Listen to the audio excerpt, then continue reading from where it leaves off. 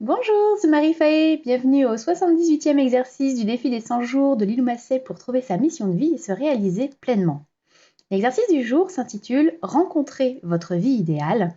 Et Lilou nous explique que pour vivre notre vie idéale, il est essentiel que l'on soit clair sur notre vision. Que souhaitons-nous être et faire dans un an, dans 15 ans? Est-ce que le chemin sur lequel on est aujourd'hui s'apparente à notre véritable chemin de vie? Lilou cite l'auteur Jay Shetty qui propose 4 conseils pour vivre notre vie idéale et découvrir notre mission de vie. Le premier conseil est d'explorer ce qui est différent de nous en nous tournant par exemple vers des moines, des guérisseurs, des PDG, pour avoir une idée de leur quotidien, du travail qu'ils fournissent.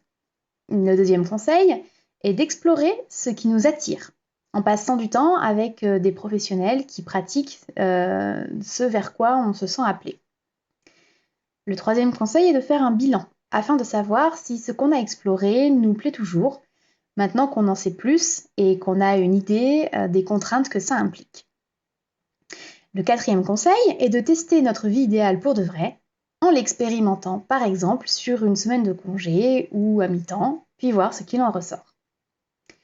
Le défi du jour consiste donc à planifier une rencontre avec un professionnel qui se rapproche de la vision de notre mission de vie. Du coup, ça me pose un peu problème parce que j'ai toujours pas reçu l'illumination, moi, depuis le début de ce défi. Donc, je sais pas si ma mission de vie, c'est de me lancer à mon compte dans les soins énergétiques ou si c'est simplement de rayonner mon énergie auprès du plus grand nombre, ce qui peut très bien se faire en continuant mon boulot actuel, où je rencontre énormément de monde. Enfin, ça, c'est normalement quand on n'est pas confiné. Comme je ne sais pas quelle est ma mission de vie, je ne sais pas auprès de quel professionnel me rapprocher. Bon, après, c'est pas forcément un problème, puisque sans parler de mentors, mes formateurs en magnétisme et en lithothérapie sont eux-mêmes respectivement magnétiseurs et lithothérapeutes et restent disponibles en fait pour leurs anciens stagiaires en cas de questions, en cas de besoin d'éclaircissement, ce genre de choses. Du coup, je peux me tourner vers ces personnes. Si jamais ma mission de vie était de devenir énergéticienne, je pourrais me tourner vers eux. Voilà. Un exercice bonus propose de visualiser notre tableau de vision, ce qui était un bon rappel, parce que j'avais pas regardé ce tableau depuis plusieurs semaines. Du coup, ça m'a fait du bien de le visualiser ce soir. Côté tarot, j'ai tiré la carte de l'innocence. C'est une carte que j'aime beaucoup, qui représente un vieil homme en train de discuter tout heureux avec une menthe religieuse posée sur son doigt.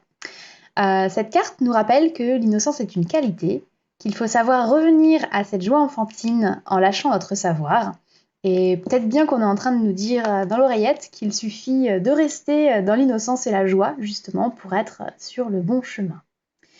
Peut-être qu'il va falloir que je me forme vraiment, vraiment au tirage de cartes avec ce jeu. De toute façon, je suis tombée, comme par hasard, avant-hier sur une formation proposée par l'Académie du Sacré. Je pense que je vais me lancer. Voilà, c'est tout pour aujourd'hui. Je vous dis à demain pour le 79e exercice du défi. D'ici là, prenez soin de vous. Bye!